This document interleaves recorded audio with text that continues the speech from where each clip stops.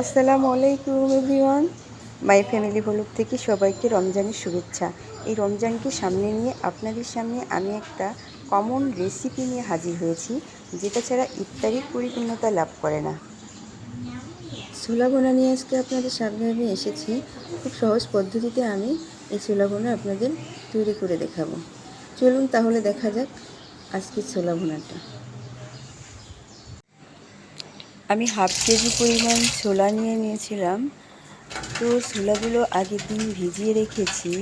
ভিজিয়ে রাখার পরে দেখুন এখন কেমন হয়েছে ছোলাগুলো ভিজানোর পরে ফুলে উঠেছে, কত সুন্দর। এগুলো কাঁচাও খাওয়া যায়। এখন আমি সুন্দর করে ধুয়ে ছোলাগুলো সিদ্ধ করতে দিব। ছোলাগুলো সুন্দর করে ধুয়ে নিতে হবে।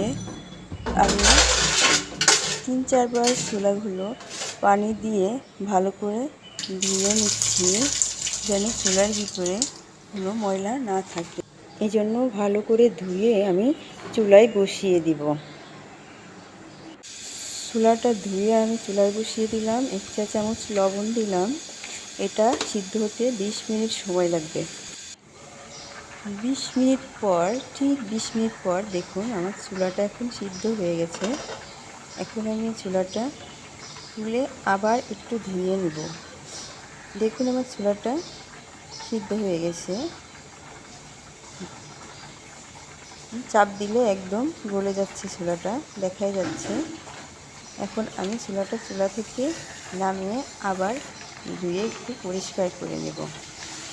তারপরে আমি ছোলাটা চুলায় বসাবো। এখন আমি কড়াইয়ে 4টা এলাচ, একটু দারচিনি, একটা তেজপাতা নিয়ে নিয়েছি, আর 1.5 কাপ পরিমাণ পেঁয়াজ কুচি করে কেটে রেখেছিলাম, সেটা দিয়ে দিলাম। এখন আমি একটু নাড়িয়ে 1 চা চামচ লবণ দিয়ে দিব। তারপরে আমি এর ভিতরে কেটে রাখা কাঁচামরিচগুলো দিয়ে দিব। কাঁচামরিচ কুচি করে আমি কেটে রেখেছি। তারপর এর ভিতরে আমি সব মশলা এক এক করে দিয়ে দিব। আমি এর ভিতরে হলুদ দিয়ে দিব 1 চা চামচ, ধনের গুঁড়া 1 চা চামচ, আর আদা বাটা 1 চা চামচ পরিমাণ দিব। আর হলো মরিচের গুঁড়া আমি এর ভিতরে দিব না। আর আমি জিরা বাটা 1 চা চামচ পরিমাণ দিব। ঠিক আছে, মশলাগুলো দিয়ে আমি নেড়ে দিব। আমি এখন কাঁচামরিচ দিয়ে দিব।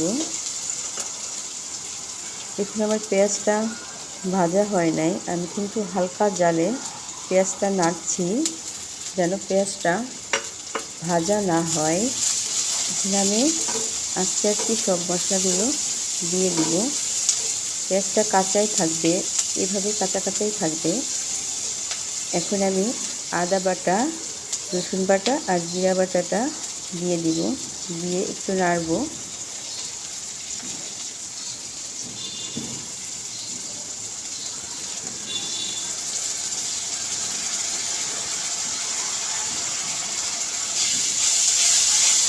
এখন আমি ধনিয়ার গুঁড়ো, হলুদের গুঁড়া দিব।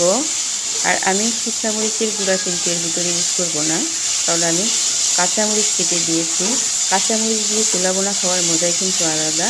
আমি শুকনা মরিচের গুঁড়া একটু এর ভিতরে আমি দিব না। আমি শুকনা মরিচ দিয়ে বেশি মশলা দিয়ে অন্য রেসিপিতে আপনাদের রান্না করে দেখাবো। কম মশলা দিয়ে কীভাবে সুন্দর করে রান্না করা যায় এবং খাবারটা মজা লাগে, সেটাই আমি আজকে দেখাবো আপনাদের। আমি আসলে এটাকে এত বেশি মশলা ইউজ করি নাই। আমি এখন এর ভিতরে পানি দিয়ে দিব মশলাটা সিদ্ধ হওয়ার জন্য।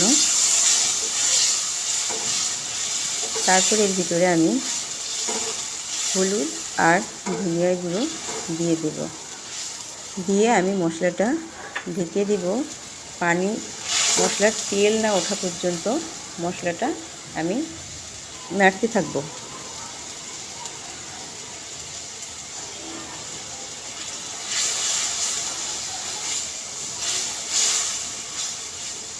দেখুন আমি কিন্তু শুকনা মরিচের গুঁড়া দেই নাই।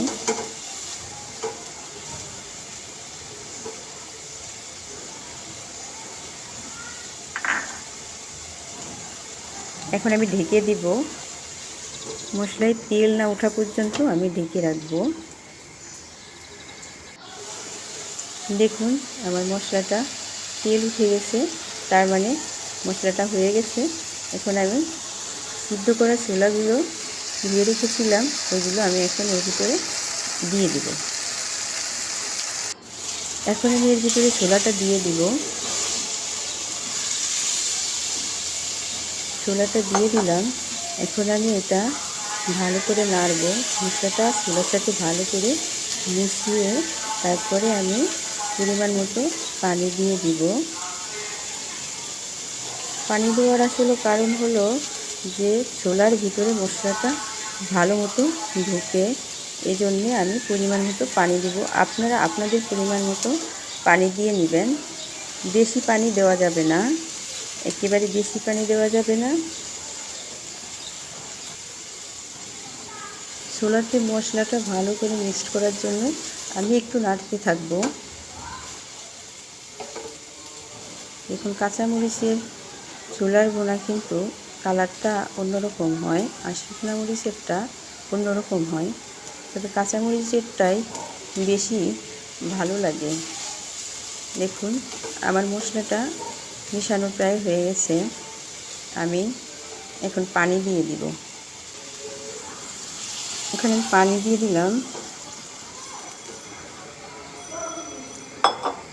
এখন আমি একটু ঢেকে দিব, আবার না হওয়া পর্যন্ত আমি চুলাটা ঢেকে রাখব।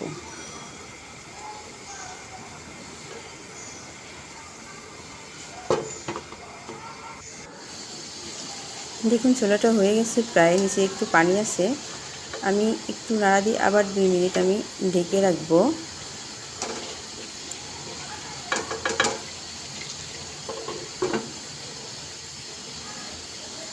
এখন দেখি আমার ছোলাটা হয়ে গেছে।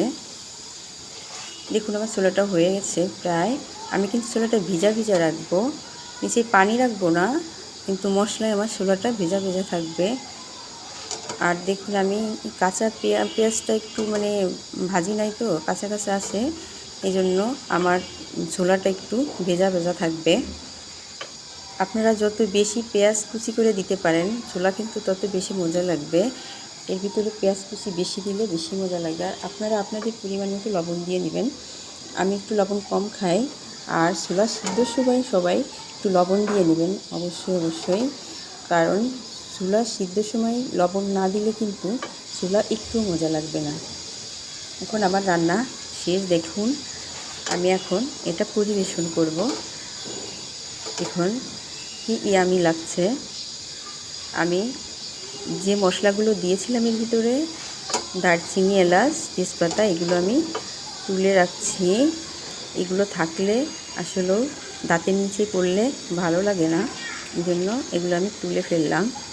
এখন আমি পরিবেশন করে আপনাদের দেখাবো। আমার পরিবেশন শেষ। দেখুন কি ইয়ামি লাগছে।